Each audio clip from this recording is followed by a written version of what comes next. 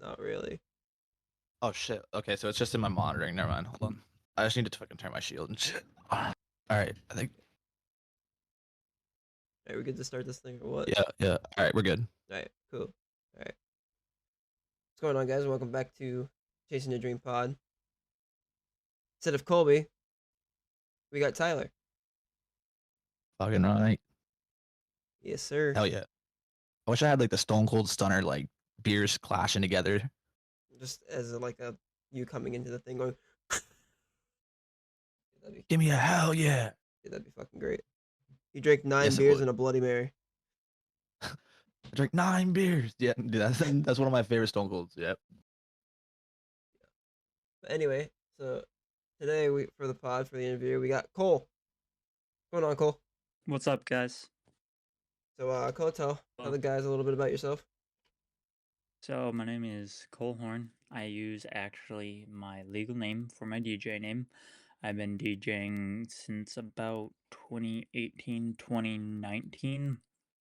My backstory on that was back in like 2012, 2013. I was searching Twitch for like some streams and whatnot.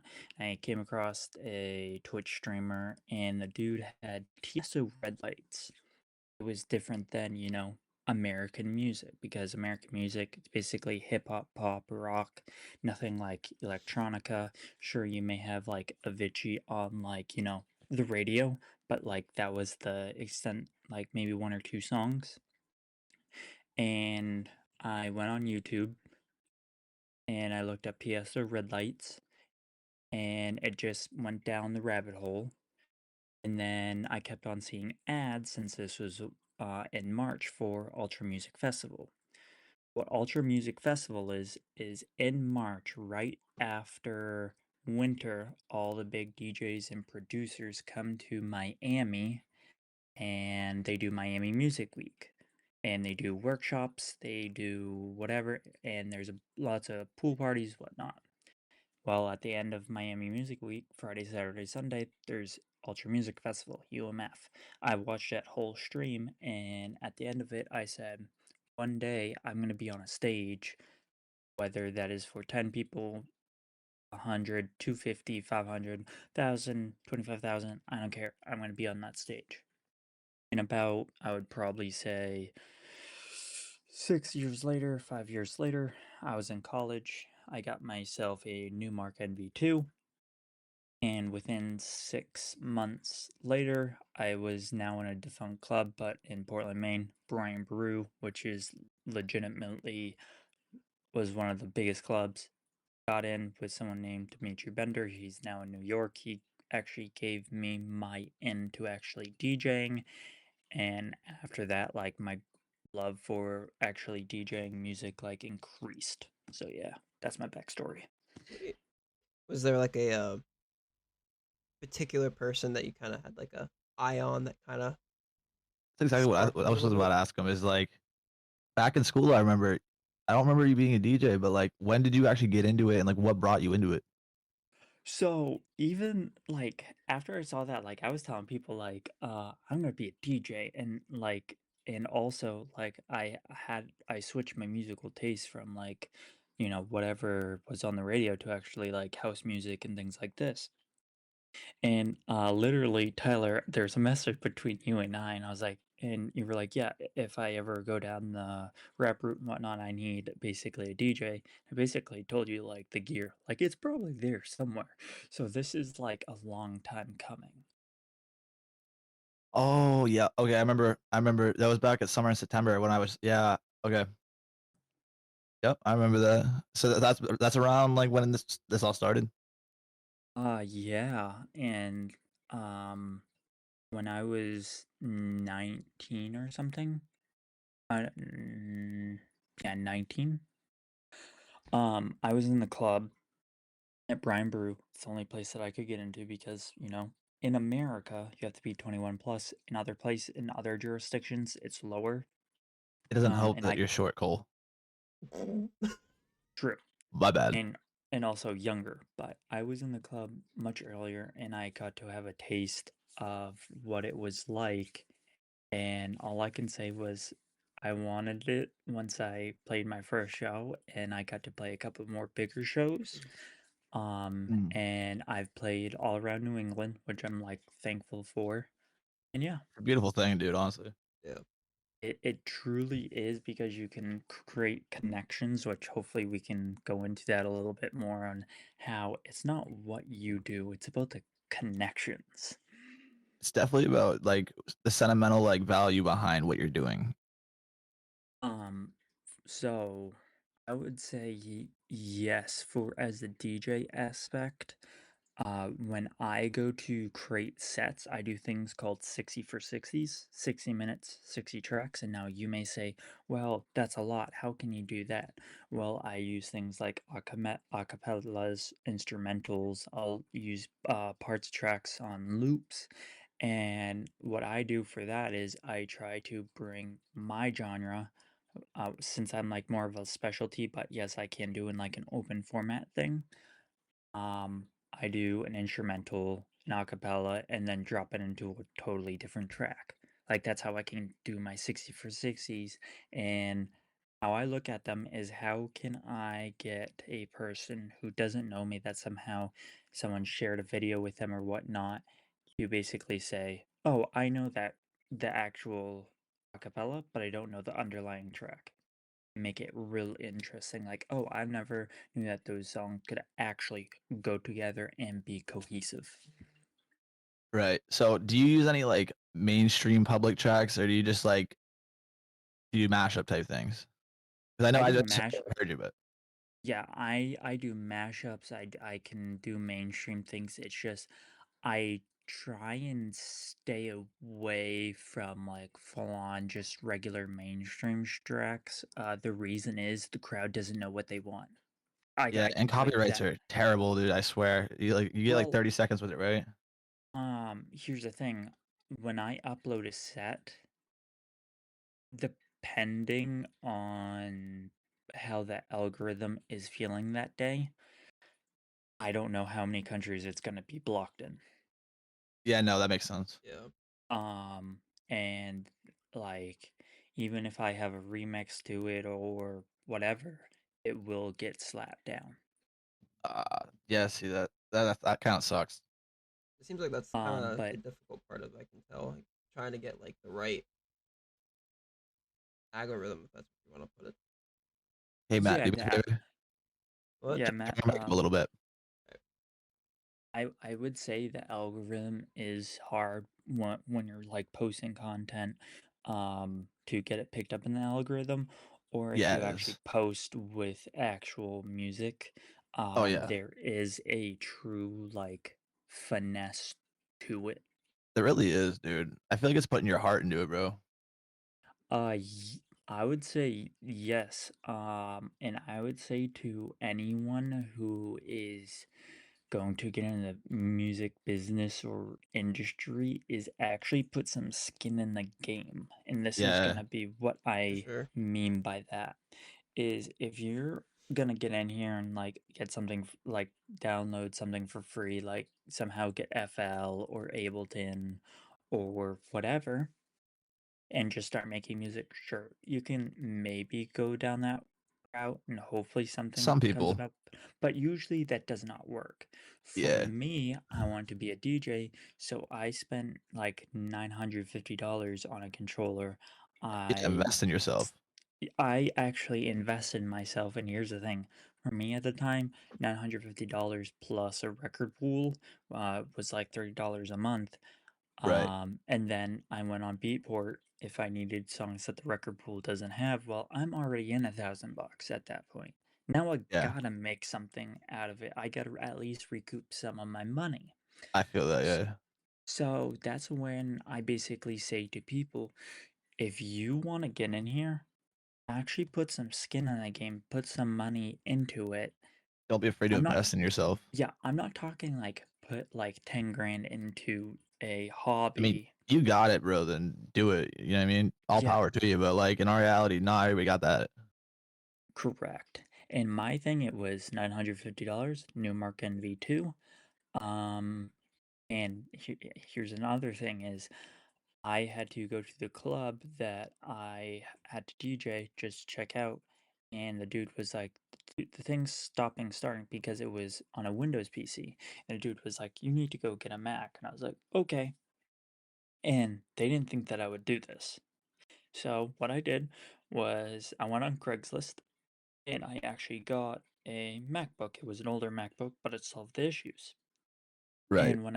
And when I showed up the next week or whatnot, because this was like 2 or 3 weeks before like we'd actually have our residency, I showed up, played again. He was like, "Okay, you're good, you're fine." And yeah, I actually was already in $1,200 to $1,300, so I had to make it work. And I think that's what you really need is once you put skin in the game, you actually invest. You're like, what actually goes on behind the scenes, even though you're still naive, don't get me wrong. Yeah, I can see why, like, you know, that could be like hard on people. A lot of people don't want to like actually sit there and take the time out of their day, or like just take time and money to like invest into something that they really really want to do. Like, Well, it's not want to do, it's you don't know if this is going to be part of your life. right, Whether you're going to try it out for like a week or 30 days or 6 months, it might be a phase, you know what your parents called it. Oh no, it's just a phase, blah, blah, mm, blah. Like go down the safe path, just get a college degree, do your 9 to 5, and that's it. Like that, right, like take the safe route, whatnot. For me, I tried college, wasn't like, full on like worth it. mm, I would say if you're going to college, and this is what I would say to anyone, if you're going to college, use it to build up your network where you be friends with, well, try and be friends with almost everybody and anybody because you don't know if down the line they might need you or you need them, and you can provide value both ways. right. This is a use game. What you say, Say that Cole? again?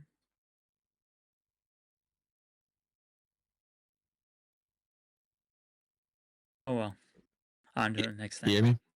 Yeah. Now we can. Yeah, no, that's because my laptop was messing up. I said it's a use game.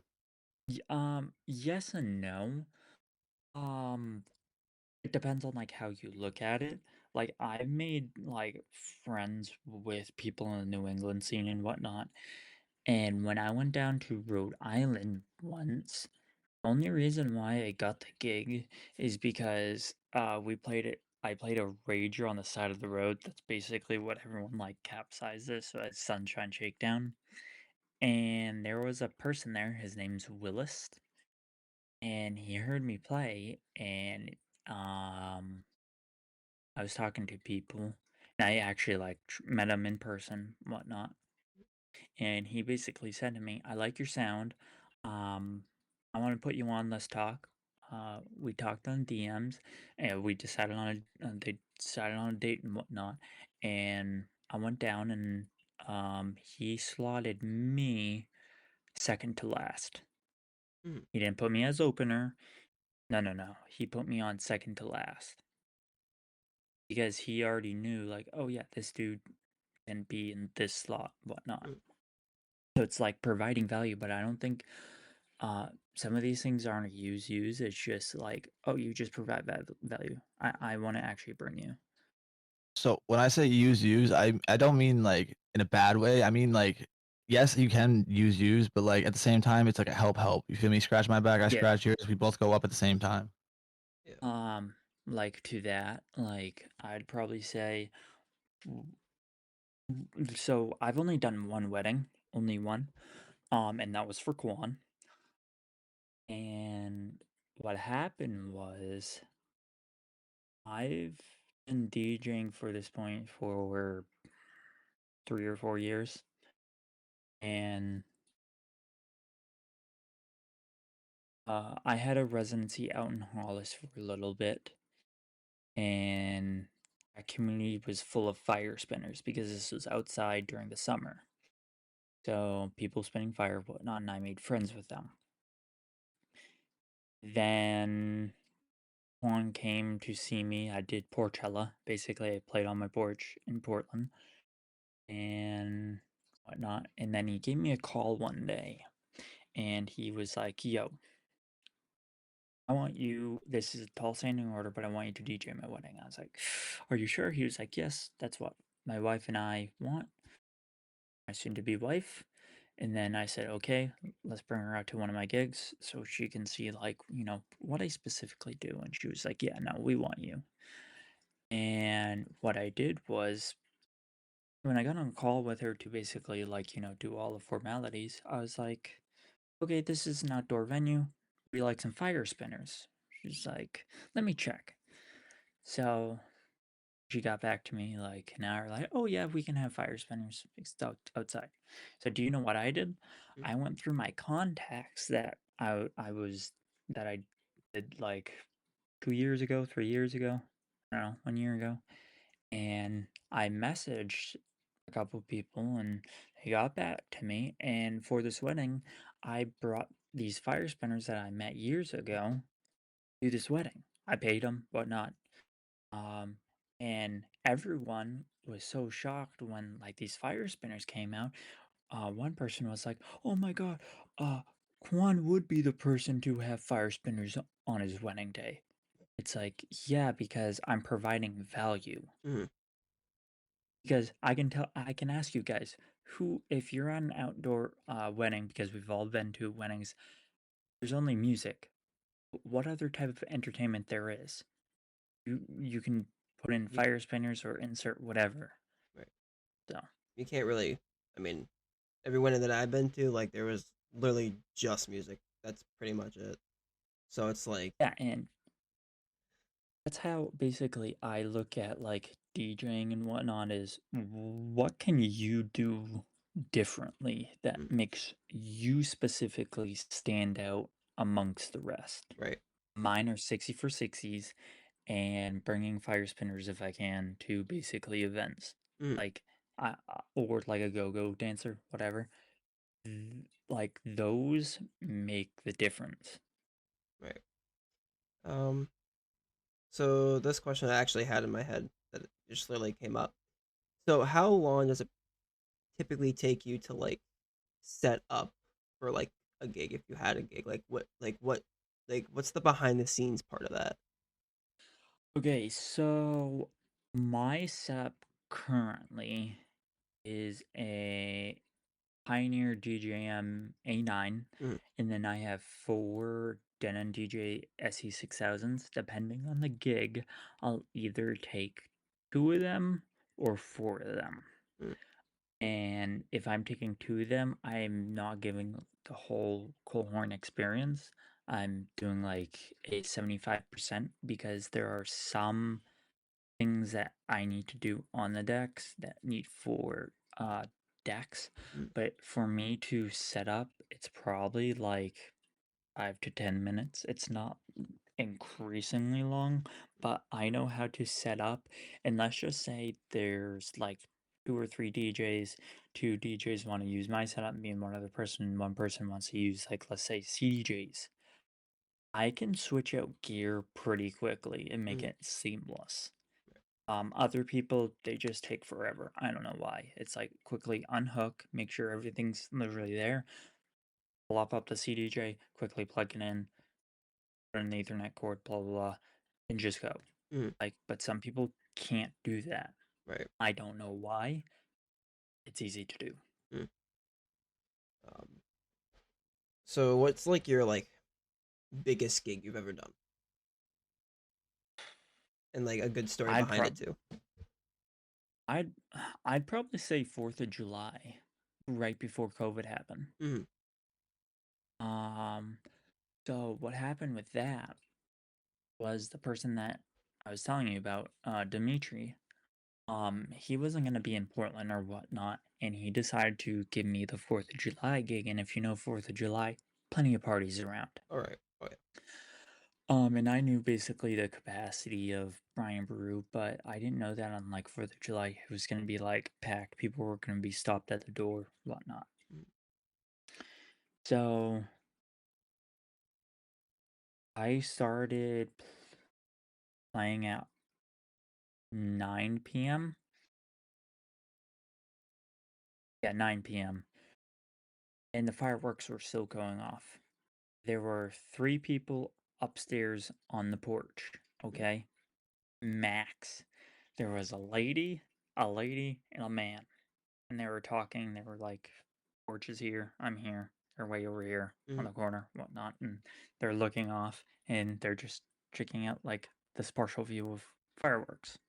So I start playing, and eventually the middle lady just starts moving. I'm like, "I gotcha." So whatnot. Uh, 10 p.m. hits, and nothing really happens. 10:05, people come streaming in. And 15 more people come streaming in, and at like somewhere at like 10:20, the place is packed. mm, Like the porch is packed. I've never seen like so many people just instantly come in one venue, and probably by 11 we were at venue capacity upstairs wow. and downstairs. Wow. And in that venue, I think the capacity is something like 500 or 750 people. Wow. Yeah, like It's it filled crazy. up quickly. Yeah, and it was on like 4th of July, which I was just like, You got plenty of people." Basically, Brian Brew was on the outskirts of the old port. But no, people were like, "No, we want to go to Brian Brew because we want to party." And Mm, it was a good night. I basically learned a lot about like reading the crowd and like um maintaining a crowd and like choosing your tracks like for the crowd. mm. Was there like a favorite like spot that you like to play at the most at, and you would keep going there again and again and again and again? Um I'd say Flask Lounge now. Mm, That has become like my second home for like the community that it has and like what it's actually cultivating.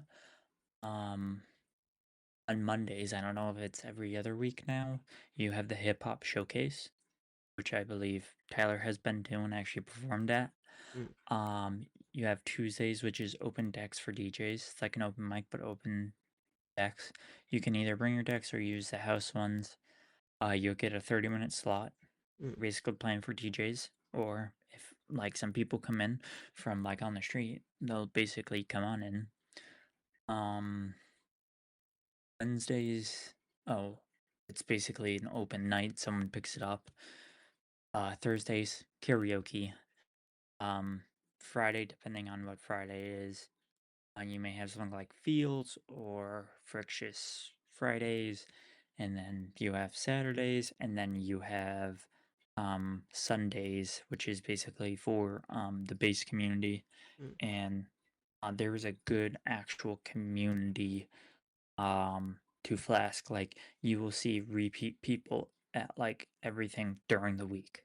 Like mm, it's not just like constantly like different type of people. You actually have the same people going throughout the week, and I think that is awesome if you're either a bar or club or both, is having those repeat people that help bring basically people in. mm. Um, is there like have you done like any like projects besides like doing like gigs or whatever? Like, have you done like your own like mix? Like, you just like at home, got bored, and just started like playing around with things to like use or So I have delved in like actually like music production. I help fix a French track. I have a point on a record. Um I barely pick up my DJ decks anymore. mm, And now you may be like, wait, you don't like actually pick up your decks because I have nowhere to place them, like honestly, where I'm living. But I do practice like before my 60 for 60 sets that I like produce like once per year. I put the set together, put my decks outside, and I basically practice time myself and whatnot. Um, my 60 for 60 sets that I record once per year, Stanford Gazebo. Um, Other things. I'd say that's what I do. mm. Is there anything you're currently working on? So I have a monthly gig coming up. It's in the Old Port, which I'm super excited for. I only played there once, but I'm going to be playing there this summer. It's Tommaso's. They just opened up their second location, but on Wharf Street. I can get you the dates real quick. Um, so, May 17th, June 14th, July 12th, and August 9th. Mm, We're gonna be doing a show, um, there monthly, and the owners just like play mostly EDM-ish type things, and I'm like, okay. Um, but there's like some crowd work I have to do mm, because down in the old port, they're so used to like top 100 DJs. When I come in, it's kind of like a shock because like I infuse the acapellas that I have, which is a vast majority, and how I choose my music. And I try to basically make it like 50-50 because I specialize in like house, techno type deal. Even though I can do open format like 100 BPM things, um, I can still play almost everything. nice. Um, But I would, but also to add on to that, I actually have a DJ schedule um this summer, which I'm extremely excited for. So May 16th, there is a little festival up in Harmony. It's called Germination. May 17th, like I said, I'm at mm, Tommaso's. Then June 7th, drag show at Spring Point Tavern in Sopo. June 14th at Tommaso's again. Then June 20th, I am at the happening at Harry's Hills in Starks, Maine. Super excited for that. Going back to all those years ago that I was actually DJing out in Hollis, everyone was like, "You gotta play at the happening. You gotta play at the happening." I mm, didn't know who to, contact, and it comes back to like friendships and whatnot. right. Then July 12th and August 9th, back at Tommaso's. Yeah, so let's get into the friendship aspect of things. I'm sure you've probably met a whole bunch of people down the road, whole bunch of like different areas. I'm sure of it. Um, who can you kind of rely on the most for some of your stuff? You can't. I'm gonna be like real. You can't. Um, because people have lives, people come Mm, up. Like right. you have to be like on your A game because Mm, let's say like I love this man to bits because he brought me in Dimitri. Like, can I count on him? Yes, but if something comes up, if I he won't be there. mm, Like everyone has lives. He has a kid, whatnot. right. But I would say him. But other than that, like people can show up late, people whatever, and it's just like you have to be on your A game. You have to be able to cover for anyone Mm, because people have lives. I would say Dimitri for the most part, but now he's in New York mm, and he only comes up to Maine maybe once every other month right. or once a quarter. Mm. So so I'm sure you have to like. Granted, you probably have like a certain amount of time limit for your set. I'm gonna assume. Yes, so depending on who's running it Mm, and how that whole kit and caboodle works, everything's based on time. It's like here in Maine, it's 9 p.m. to 1 a.m. You want to go back to back all night long? We can go back to back. If you have an hour slot, guess how long you're playing? An hour. mm, And I will say to people, if you have a time slot, stick to your time slot. And here's the reason why. You don't want to be a time hog. I can tell you there are certain people will not invite to play shows because they go over their set time. mm, Be courteous, be professional, play your set time, and make sure you have different versions to your song that are either longer or shorter. mm. Is there a Because I reason? can I was gonna say, tell is there a you, reason behind all that? let's say the next person isn't ready, Mm, but they just need another minute. You could probably tell the DJ or whatnot, we need to go for another minute. Cut it to this point. I'll do another verse. I'll do the hook again. fair. It's just things may happen where you have to play a little bit longer. Be prepared. Uh, which also Because makes I've had to do it a couple of times. I'm perfectly fine with it, or like cut my set short by a minute or 5 minutes. You just have to roll with the just roll with it. punches. Which is gonna bring back towards the obviously the people that you technically can't rely on. So like, I'm sure you probably have to like, let's just say you had a 30-minute set that you had to play, and do you have to like always be prepared to have extra stuff in case like, you know, what we talked about, like Oh someone could yeah, not show up or like, oh yeah. Like it opens sometimes. The person's like outside smoking, and I have to play another like minute or two because they have to finish their cigarette. And then once they come in, they come in, and I have to like mix in another track. mm, Like like like I said, it comes down to life. Like people have things to do. People have a life. People have kids. People have jobs. Like right, I get it. Like people are not always gonna be on time. Like I wasn't on time for this, but it was just shifted.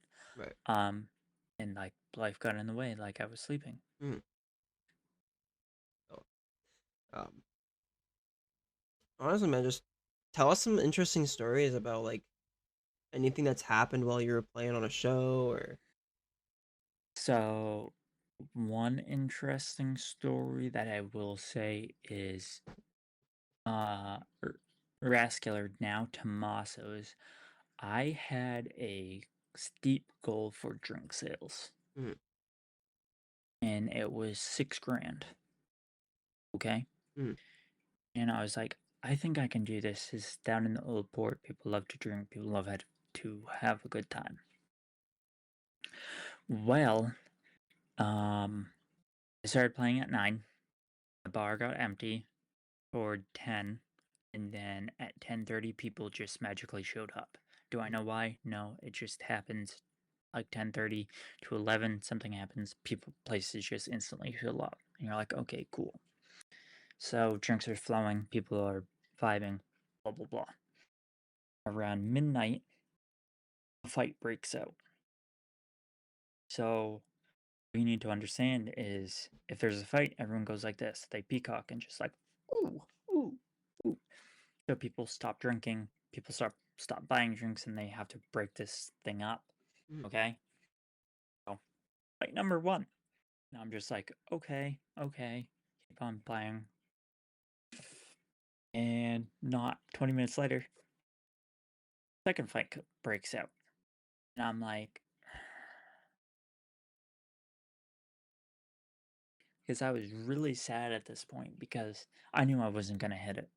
Because 2 fights, people are going to stop drinking. And guess what? It was 2 guys fighting because a lady started it. Like, come on, bro. Like, if you can't control your alcohol and you can't see that a lady is just setting you up to fight, like, what are you doing? Um, and I have like some other stories. Um, one thing that I'm pretty good about is the people that I have around me. No one will offer me drugs. mm, Because I have enough people around me where they will stop and say, you're not gonna get to him. We already know what you're gonna try and do." right. Which I built that over like a year or two. That like I had a good core group of people where it's like, come on. Well, Um, how do you deal with like any hate that comes your way? Love it. Love it. Like That's like the my plainest answer mom. I've ever heard. I've asked so many people I that question. They're like, "Oh, I do this, this, and this." I've never heard someone say, "I love it." You're the first person I oh hear. like it is. You have to love it. Um, and this is going back to what Tyler loves. I love it too. I don't know if you love it. Wrestling. Oh, dude, I love wrestling. Oh, Now, do you listen to the Busted Open podcast? yes. This is from Bully Ray, Mm. okay? And I don't know if you heard basically when John Cena came back, he basically said this. In the wrestling entertainment business, you get cheers, cheers and boos, and then you get silence. Mm. What do you want? Cheers and boos, because it basically tells you that people are engaging with you. Right. Because a hater is just a lover, but giving you more attention. Like, it is what it is. Mm. Like, if they hate you, they're watching your content, Right. listening, not passively sitting back and enjoying the music. Mm. So to all those people that you've interviewed, they say, "Well, I need to." No, no, no, no, no. Think about it that way. They're actually more actively listening to you than the good people, Right. and they can put more comments on your shit, basically like your shit, probably envy you because you're taking the risk and doing something and creating memories where they're not doing that. Right. So always think about it that way. Never really thought of it that way. It's like, yeah, never That's thought how of it that way. that's how I look at majority of things, because the DJ that I look up to, Jim's Hype, Mm. he has a bunch of people saying, "Well, it's pre-recorded, blah blah blah." It's like, no, it's heavily rehearsed. Right. Same with me. Like when I do mashups and when I do my four decks stuff, people like look at me like with their mouth open and whatnot. It's like, this I've practiced a couple times. Like I can do XYZ, and people are like, "Well, how can you do that?" It's like, this routine that I'm playing right now, I have done in my sleep, basically. I know when things happen. I know when to hit my cue points. I know all that. Wow. So how long does like do you? No, I wouldn't say how long, but do you like before like you do your set? Do you like have to like actually like go in and like practice to make sure like everything's set right, everything sounds good, like So here's how I do my gigs. If I have a 1 hour show or 1 hour gig, okay, mm, I set up my 60 for 60s now. I always do a 60 for 60 because I want to outshine anyone else. I want to say, this is Cole Horne, live up to this standard. right, Like, actually be different. I will look for new music, have all my cue points set, whatnot. mm, And then when I go and play, I make sure, like, sound is pretty good, even though I like running like sound a little bit lower than other people. mm, Um, but I just go. mm, That's how I basically look at sets and how I do them. And yes, there is a lot of things that go on behind the set when I'm basically looking for music. mm, I know that Tyler runs the label. He's an A&R. Well, I'm an A&R for my music. And what people truly do not get is when they're like coming up to me, like when I play Tommaso's, people come up to me and request music. One, I am not a jukebox. mm, I don't have every single song, even though I could. Okay, that's the keyword. Could. I'm not going to. mm, Go to the bar across the street, pay $1.50, and you know enter the song on the jukebox. I'm there to basically entertain and basically give people new experiences with songs. Because I think T Pain said this best: is I have new shit and I have my old shit, and then I want to bring my old shit into the new shit. And even though you got the nostalgia, you get it differently. mm. And I think T Pain said that the best. Yeah. Um, I just had something. Where to go? Um, wow, I had a question. It just disappeared. Yo, Tyler, you back yet? Oh, Probably not. nope. I was gonna say what were you gonna Also, say? um, for my DJ gear, Mm, yes, I have an A9. Yes, I have four SE6000s. Headphones, I'm using them right now. mm, My actual in ears. One thing that I will say to people if they are attending any type of venue, whether it's small like Flask or an outside venue like Thompson's Point or an actual stadium, Allegiant Stadium, whatnot, TD Garden, have hearing protection. Go out, get yourself some eargasms or whatnot so you lower the sound that's coming in and you can actually protect your hearing and you won't get things like tinnitus or things like that where you have that ringing in the ear or any other things. Protect your hearing. So is those like your in ears?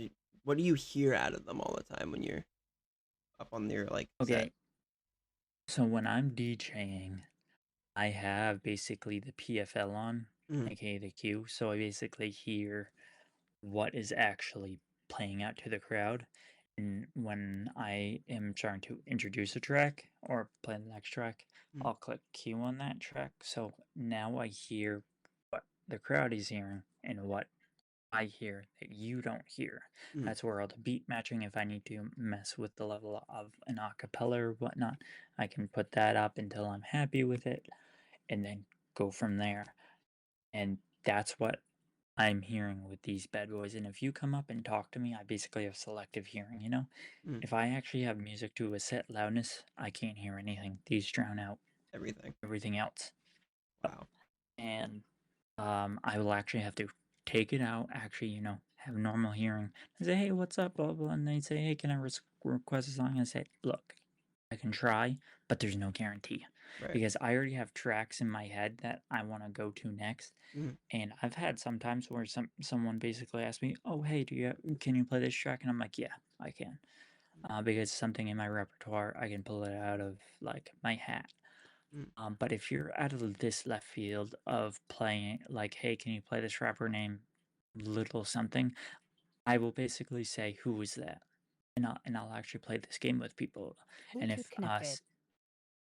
what up, Bluetooth connected, Can and you hear I'll me? there we go. yes, and I Fucking will Christ, dude! literally Finally. say to people, "Who is that artist?" Like, if Mm, you come up to me and you're a lady and you have a drink in your hand and the drink almost spills on the gear and whatnot, and you have no care in the world, and you say, "I want some Beyonce," I'm going to say, "Who is Beyonce?" mm, Just to mess with you. Because if you can't keep your cool and you think I have every song under the sun, I will, I'll be like, "Who's Beyonce?" And then do you know what I'll do? mm. I'll throw on Beyonce next. I don't care. I truly don't. Like, Wow. don't come up to me like with a condescending attitude and be like, "You need to play this." Mm, No, I don't. Everyone's having fun. There's drink sales.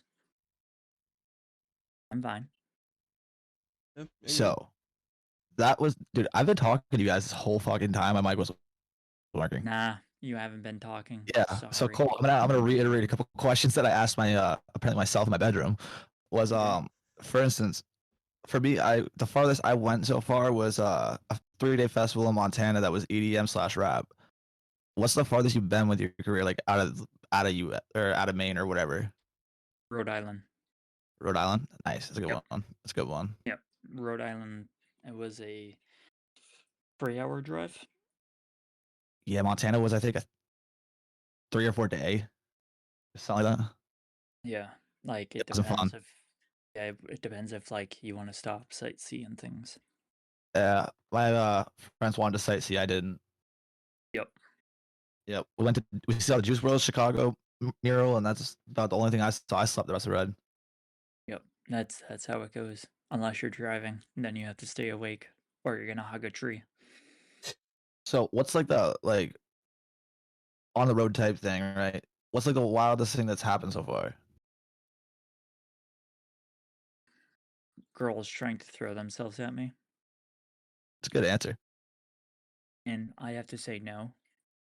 Like, You're in a relationship, right? You're a married man. no, I'm not. I know, I'm Cole. I'm single. I don't like messing business with pleasure. I've No, had understandable. I've had I've had 2 instances where that's blown up in my face. Oh, Cole. Don't get me wrong, those relationships are fun, but once it deteriorates, you can't do nothing about it. Like I always say, you don't sleep with the fans. I mean, you can once or twice. You gotta get a taste. Come on. Yeah, well, that's the thing. You do that at the beginning of your career. No. My thing is this: is you just gotta be like smart with it. Well, as your Like, name gets bigger, you got to be way more careful about like who you allow around you and what actually goes on around you. Because if you're not paying attention to what's going on around you, dude, for all you know, you could be the next one dead. You know what I mean? so for me, I'm very hesitant of like bringing people into like my actual private life. Like I keep my private life like hella private, my That like makes actual sense. public facing, like really public facing. And I just keep it totally different. Like you don't need to know what I'm doing, in my private life. Like I like having the distinction of like, church and state, like totally different. So I've seen you when you do your sets online. I've seen it a couple times. I haven't got to see you live yet, which I gotta go see you live. I'm not gonna lie. I'm gonna have to peep that out. But so when you start getting going, bro, you start moving. But what's up with that? You just like kind of go with the motion. Okay, so this is about visual perception. Yeah. Okay, everyone is looking up at you. Okay, even as an entertainer, even as a rapper, whatnot. Where your eye, where's the crowd eyes going to? Hopefully on you. Y- That's the correct answer. You. But also you have the lights, you have whatever, but they're looking at, as you said, you.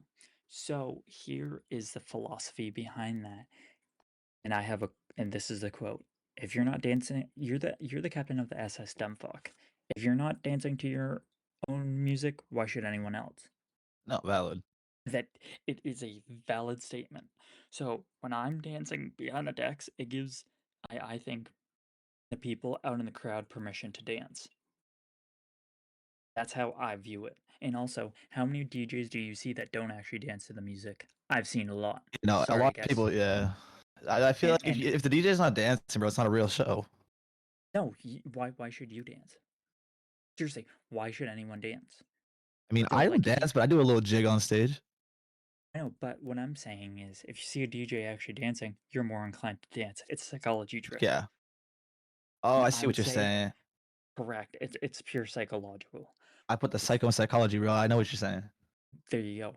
So that's my thing is you have to play these psychological tricks on these people to actually get them to be like in the right mood. And I say it's just one of them is dance to the music, and then you'd be surprised like people who are gonna dance and whatnot, and if they get like next to you and whatnot, they'll dance with you. Doesn't Yep, I can matter. actually believe that. Not gonna lie.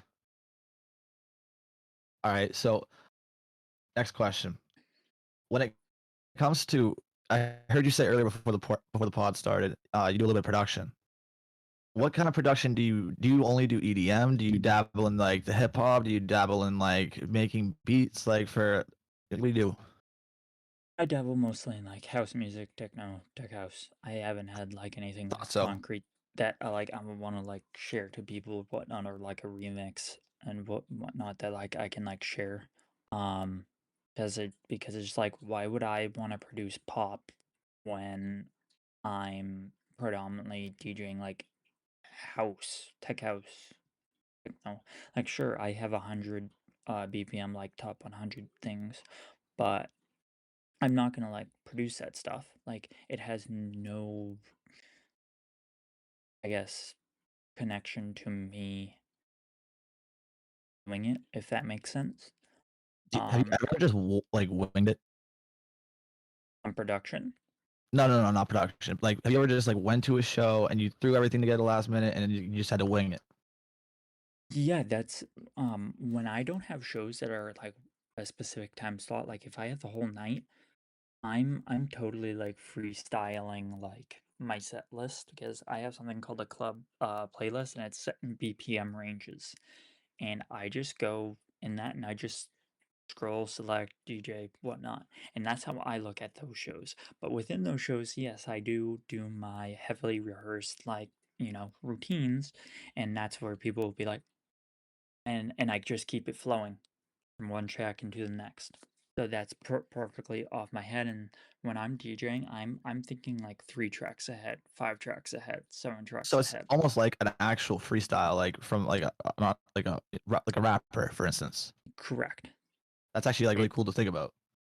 yep. And it's like part of the crowd also is this is very interesting is ladies love Latin music. Just it is what it is. And I do have Latin house and just Latin music, whatnot.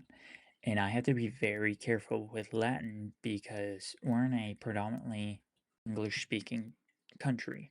Now, if I'm playing a gig and 60% of people, this is like preconceived notions, uh, and it looks like I have to play some Latin music. Do you know what I do? I test the waters.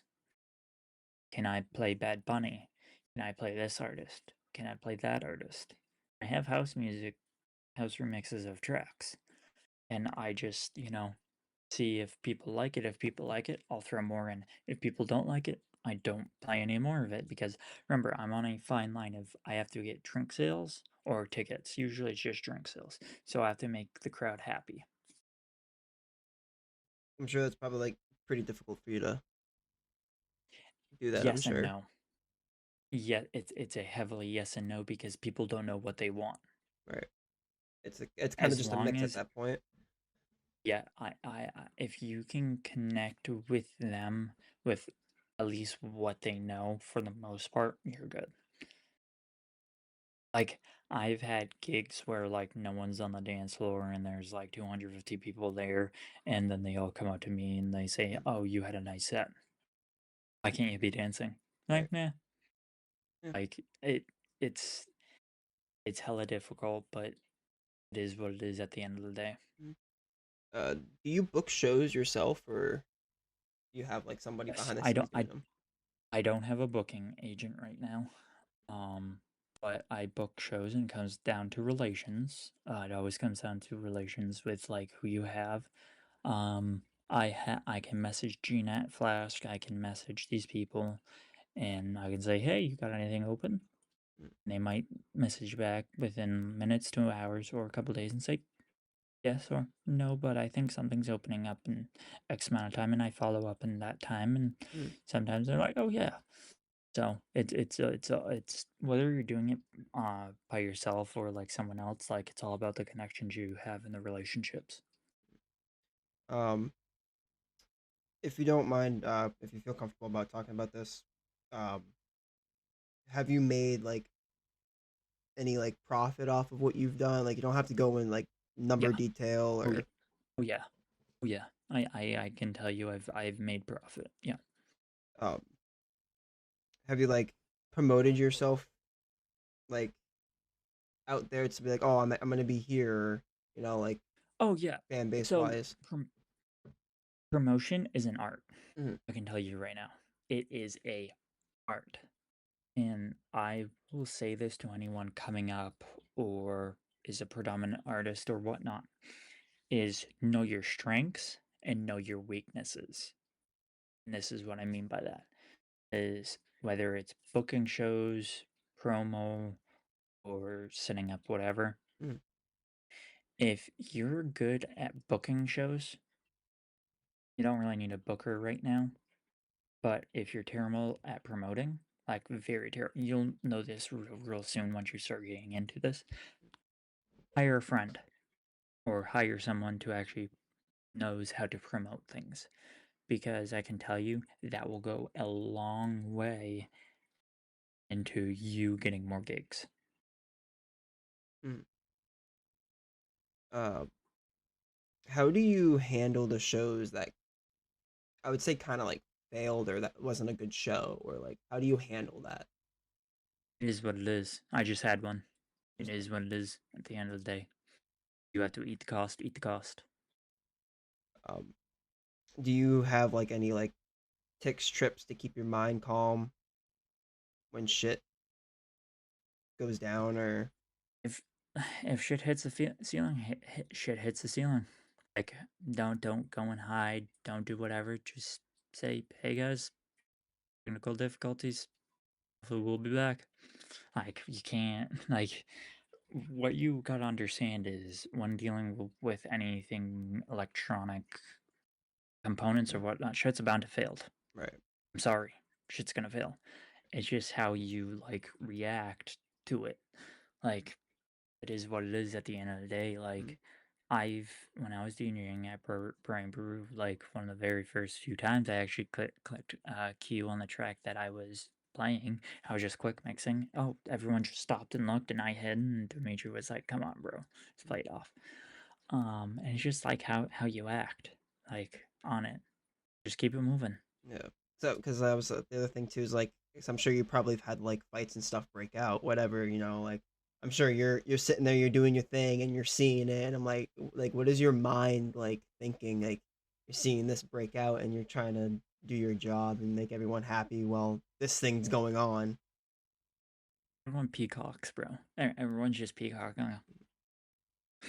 Um, and there's nothing that you can do. You kind of want to jump in and stop it, but you're like You paid can't. there to basically entertain, and it's up to basically the bouncers and whatnot and the general public to pry them apart and get them out of there. Mm. Um. So, like, yes, like, it would be nice to like help out, but like, got music to play. Mm. Um. So obviously this world's kind of interesting now with everything going on. I'm sure things get really costly, especially like equipment wise and all that. Like, how do you deal with it? Like, is there like going to be a time where it's going to be like, oh, this thing breaks and you're going to have to keep replacing it and replacing it? And, you know, when do you know when enough's Buy a enough? new, buy a new one. You're just going to Keep the keep cost. buying them? Well, my equipment stays good for years. Mm. Like, DJ gear is supposed to like last for a long time. Like, there are certain clubs in this world that still are running a DJM 850, 700, 500, 600 in their battle tested tanks. Mm. As long as they Yes, last they long. have. Yes, they have the new shiny A9 out in the back. Yes, they have a V10 out in the back, but that frickin' DJM 850 still trucking. Wow, that's crazy. So, I mean, yes, it is good to basically set aside money and basically be like, well, if something does break, you can replace it.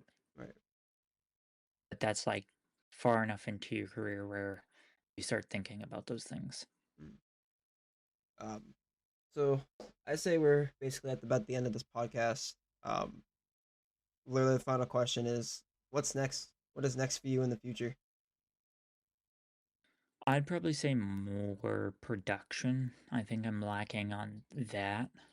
Mm. Um, and doing like remixes and whatnot to like learn because yes, I can manipulate vocals in Ableton to basically put into my sets. Start doing edits, start releasing them for free. And I think like that is like my next step. Mm. Or like first going off to like something like Point Blank Music School and like just learn music production. And actually become bigger because there's a cap on actually DJing without production, and then once you have production, it's basically sky high. Mm. So And actually like getting an actual like DJ schedule every summer, I would say. I think that's what I'm looking forward to and like what's next. But Tyler, do you got any questions for me before we wrap one this up? last one for you. So Okay. this one's probably gonna be like in your head real quick, so, right? Eh, I want you just to think real quick. 10 years down the line, where do you see Cole Horne? So as a person or the project? Whatever it is, like, Or do you both? see yourself under like some type of label? Do you see yourself working independently? Do you see yourself like bigger than, you know what I mean? Live large, brother. Yes. So what you need to understand is you pick up things along the way. And you've Right. probably seen this too, is you were naive at first and then you start like, Oh yeah. building up the fortitude and be like, oh yeah, this is good. This is definitely bad. That I would never touch. But if I get paid correctly, I would actually do that. Yeah, valid. And I would say probably go to music school. Yeah, that sounds actually Um, not a bad idea. yep, music school, so I can actually have like some like musicality to me. So I kind of know what I'm doing within, Ableton. Right.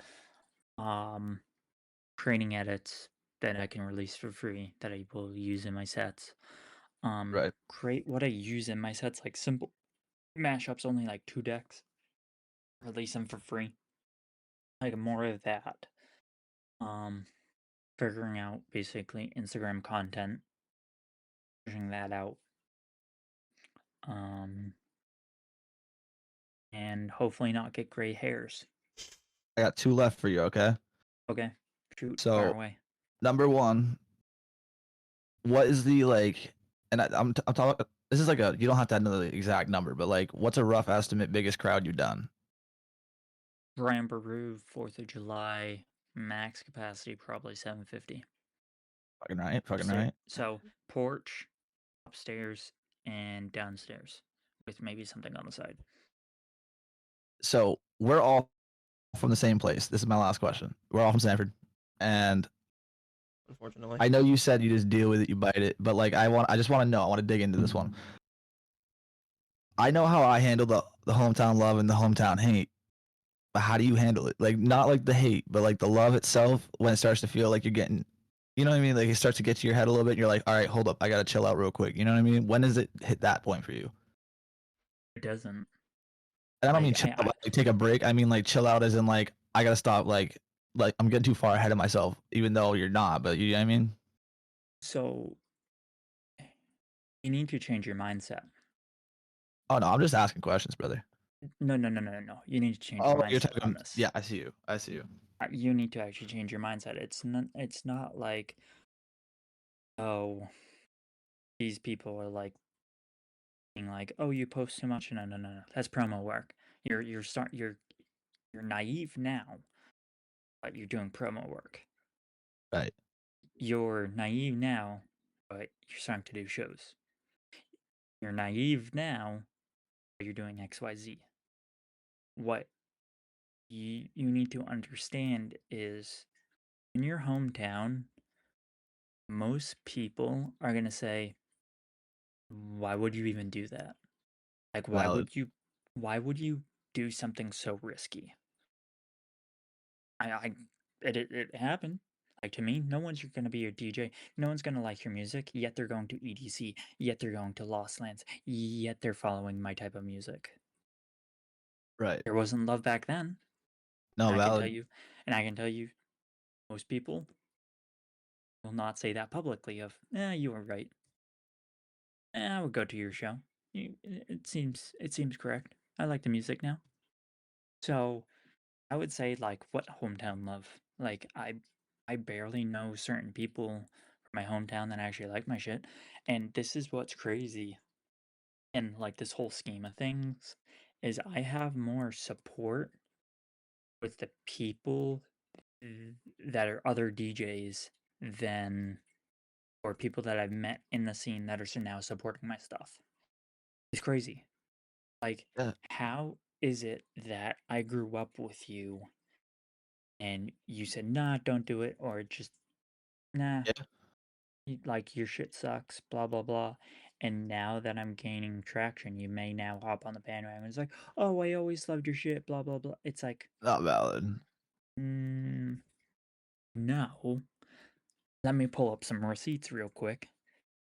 And go from that. Like that's how I look at like, the hometown love versus whatever. Like when I do Yeah. my 60 for 60s, like I post in like our, the happening page on Facebook. And now since I did it twice, okay, on the second time when I did promo for it was like a week before. people were actually on the comment section like, "Oh, I wish you actually promote this a little bit sooner, like I would show up." Like Yeah. that caught me back of like, wait a minute. I think I'm onto something because this is what people genuinely like to see is you continually trying. Right. Um I think people kind of envy like us at who entrepreneurs, Yeah. musicians, whatever, because we're taking the chance. They're not. Yeah, a lot of Uh, people they get upset about the fact that maybe they were in the limelight in high school, but like they didn't choose a profession or like they didn't take their dreams that serious that they actually got to stay in the limelight. You feel me? no, because I never had the limelight. Yeah, no, I feel like me and you kind of have two different like. I didn't have like a limelight, but like you know what I mean. Like I mean, the home for instance, a hometown love thing for me. Like I've gotten a lot of hometown love, bro. I've also seen a lot of fake hometown love though. You know what I mean? Like you were just And saying, like sometimes you can literally read it. Like it's like these are the same girls that wouldn't talk to me 3 years ago, and now all of a sudden you're showing up to my show and asking me if you can leave with me. isn't Yeah, this a weird world? And my thing, like my philosophy on that is like I keep the separation of church and state totally different. exactly. If you want to, here's my thing. If you start showing up to my gigs, okay, there's a guest list. Okay, if you keep on showing up, pay the tab. Every so often, I may put you on the guest list. You may enter for free, but that's only if you show up. That's only if you start liking my content. If you start reposting my content. See where this is. Yeah, no, I see you. And most people, like if I start doing shows and like there's a cover, they'll be like, uh, "Can I get in for free?" It's like, "What have you done? You haven't even shown up for one of my gigs." No, I know that happens a Like, lot, dude. like, I'm gonna say, I'm gonna put my foot down. This is a boundary. No, like, I, at this point, it's like, who are you? Like, seriously, who are you? You're like, what can you do to help me at that point? Because I have a show to run. Like, if I have other DJs, that door money is split between all of us. I don't go and like, hide the money and count it out and say, well, you only get 100 when you could actually make 200. I count literally money in front of people. So that door fee is going directly to all of us. Like my show that failed at Mulligan's, I mm, Yeah, um $850. That was the cost. yeah, I just ate it. Um, like no one from like the hometown showed up, really. No one. yeah. It happens. And that's it is what it is. And like my thing is like the more that you get like the actual limelight, which is actual general public, not like Right. vicinity, Yeah. there's a difference. The limelight is actually like global. It's not Yeah. No, definitely. local. Well, I think Um, there's definitely like a local limelight, but it's more or less like if you want to stay inside that little box that they put you in or not. yes and no. Well, do you Um, want to be a hometown person or do you want to be a superstar? That's what it's really going to come down to. like to me, like I like going to Flask, and Yeah, I did Flash a couple times. those people are good people. They repeat, and those people you can actually get to come out to your shows. Like, Yeah, and that's to me. I don't know if it's different for you, but for me, they'll be like, "Oh yeah, when's your next gig? I want to actually go there." yeah. I mean, it happens like that, but like also like I mean, sometimes it's a hit or miss, dude. It's just like the scene around here is just. I like doing out of state shows for that reason. Well, Maine is a whole different like ballpark, I guess. And this is what I mean by that is you only have three places you can go basically for entertainment. Okay. You have Portland, you Portland, Maine, aka Wharf Street and Exchange Street, basically those two streets. You have Dover, and then you have Mass, aka Boston.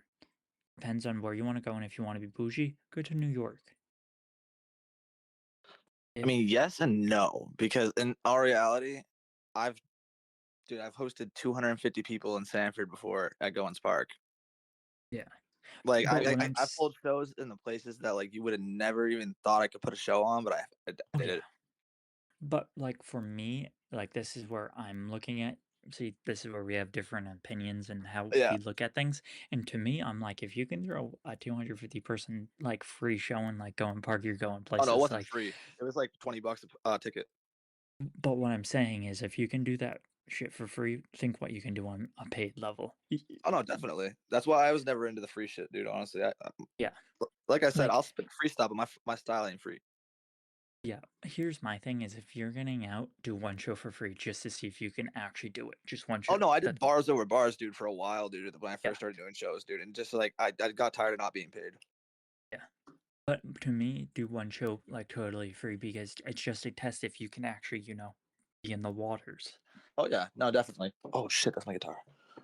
Um, but if you can like pull a crowd of 250 people, you're going places. Bro, it's honestly, dude, it's just like I've realized it really comes down to like planning, dude. It's always proper planning. I don't plan any show unless it's planned 6 months in advance, and I don't promote that until it's like 3 months in advance. Because if you promote it 6 months in advance, you're probably gonna have people forgetting. Well, that's why like for my shows, it's about a month. Yeah, for me, yeah, Like, it's like I gotta strangle together a ballot, bro. Make sure they're not dropping off the ballot every 2 seconds, dude. Like, you know what I mean? well, and this is why I basically, we were talking, and you were, talking to yourself, um, Yep. how I basically said people are unreliable.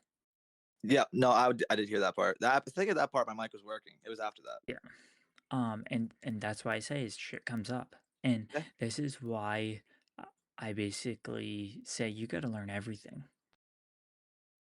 No, Is definitely. you know you don't like the actual foundations of everything, because if that one person that you're relying on goes ghost, gets sick in the hospital, I don't Exactly. know, drunk in a corner somewhere, what do you do?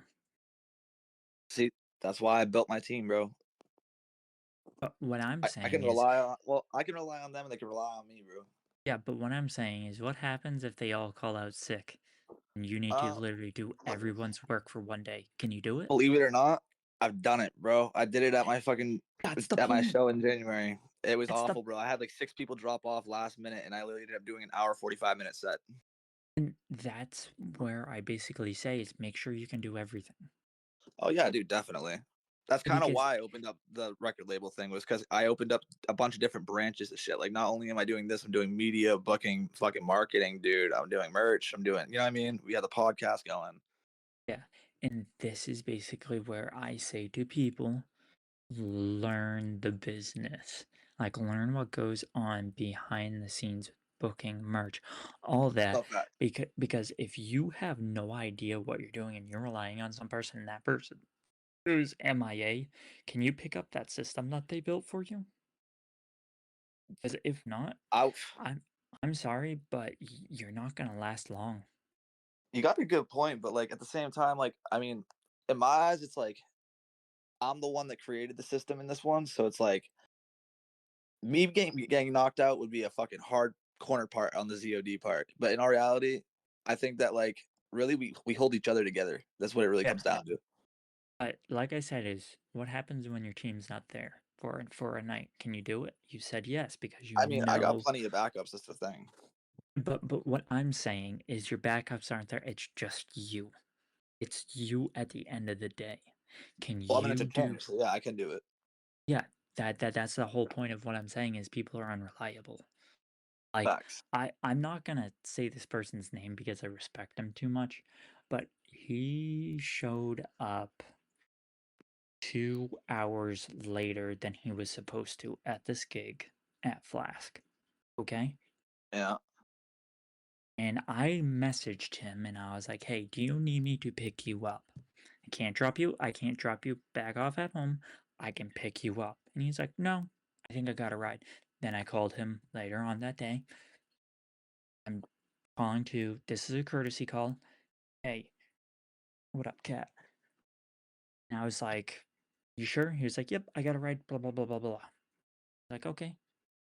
So he said, "I'll be there at 9." I was like, okay. And I show up, and the other person shows up like 10 minutes late, 15 minutes late. Doesn't matter. Flask empty. Maybe like a couple people in there, but not like, full on like rowdy. Right. And other DJ gets on, starts playing. Like, okay, cool, cool, cool. And the other DJ, about 30 minutes, 45 minutes in, starts asking me, where's the other DJ? I'm like, I don't know. I don't know. So an hour goes on by, and we're like, where the fuck? I don't know. I don't know. Hour 30 goes on by. I don't know. Hour 45, I say to the other DJ, yo, I gotta step outside, take a break. Dude shows up like an hour 50 later. At that point, I was just like, so do you know what I did? I cut his set time to like 10 minutes. No, you're not gonna back to back with us. Right. Why would I let you come in, take the show, and the club owner was like, you should let him play for an hour and have a solo set. No, it's my show. I'm running the show. Like, do you know how hard it is to eat the cost of an Uber? Oh, Go pay $60. I may not make money on that night. Guess what? I still paid the person, but it was at a reduced rate. right. Like, I'm sorry, but if you can't show up and I called you 2 times to make sure, like, if you just had to Uber home, that's it. Why wouldn't you take the deal of, actually, you know what? I don't know if my ride is reliable. I'm going to go with you. Huh, interesting. So, like I said, people, unreliable. Sorry. Sorry if that's going to hurt people, rub the people wrong way, or just like hate me for it. I'm No, sorry. I've been in this business and game long enough, and I've been in life to know people aren't reliable. that's what I'm saying, dude. I mean, you end up, dude. This is what I always told everybody, including my daughter. I always said, always look out for number one because number one's the only one that's going to be there when there's no people around you. Yeah, that number one is yourself. Yes, exactly. Like here's the thing: when shit's going sideways, people are like rats. They'll freaking off the ship onto the next one. How it is. You are the number one. Take joy in that. Learn everything, and at the end of the day, hopefully you do good. If not, on to the next. Like that's all that you can do. Whether it's love or hate. Hopefully you're getting love or hate. Shows that people are actually listening. Especially when people are hating, they're actually listening to you. They're actually sharing. They're actually commenting on their keyboard like, "But he sucks." Blah blah blah blah blah blah. It's like, okay, thanks for letting me know that you're actually listening. Thank you. Not valid. Yeah, Just saying. pretty, pretty valid statements. I say. Yeah, I no. So take yeah, that in. I will leave this with this statement. Your haters are your biggest lovers. They Yeah, hate us because they ain't us. No, the haters are your biggest lovers. That's it. They hate us because they ain't us. True. Whatever. However you put your spin on it. Dude, it's James Franco. My guy, come on. Yeah. all right, man. Well, Cole, where can people find you at? On Instagram at IMCOLEHORNE. I'm Cole Horne. Perfect. We'll definitely put the link in the description of the podcast so people can come check you out. Yep. Yeah, Cole, I appreciate you taking your time. I know we had to Yep. reschedule, but I appreciate you still taking your time out of your day to do this. It's great. Dude, what I've learned is things like this. Sometimes people get sick. I'm not pointing names out or like pointing at you. And you just have to like reschedule. Yep. No, facts. Yeah. Like if you have to push things out, push things out. Yeah. No, definitely. That's You gotta, why we just didn't stress it when it happened. Yeah, you just got to be flexible with this thing because if you've been in this business long enough, you know that like Things happen. sometimes flexibility you have to be flexible. If it's something like this, you can be flexible on others you can't. Yeah. All right. Well, Cole, I appreciate it once again. Tyler, thank you for filling in for Colby since Colby's still dying. Oh yeah, I'm gonna end up probably pushing him off a cliff for another episode in this season at some point. So I'll be Yeah, back. we're gonna have to do a solo podcast, you, me, and Colby, man. No, that's on the mischief and bullshit. Oh yeah, true. That's the other podcast, Cole. We might have to bring you. Yeah, dude. Also, what I will say, like this is my closing remark. If you are starting out, still have a job, work your 9 to 5, have more income coming in. Like for me, I work my 9 to 5. I trade CFDs, aka Forex. That's what I do. And I DJ. DJing makes X% of my income. Trading makes Y%. My 9 to 5 makes majority of my income. Always have a job that you're doing until your actual other hustle or whatnot takes over your income, and let's say doubles or triples it. Mm. And there's a reason why I basically say double or triple it, because once you start doing that, you can put your hand off the gas of your 9 to 5 and put more of your headspace and more of your energy into that side hustle and make it bigger than what you've ever would have made it. Yeah, Facts. back Some there. wise wisdom from Mr. Horne. Yes, sir, for sure. All right, well, guys, we'll see you guys in the next pod. Follow us on all our social media Survive or platforms. die, bitch. Exactly.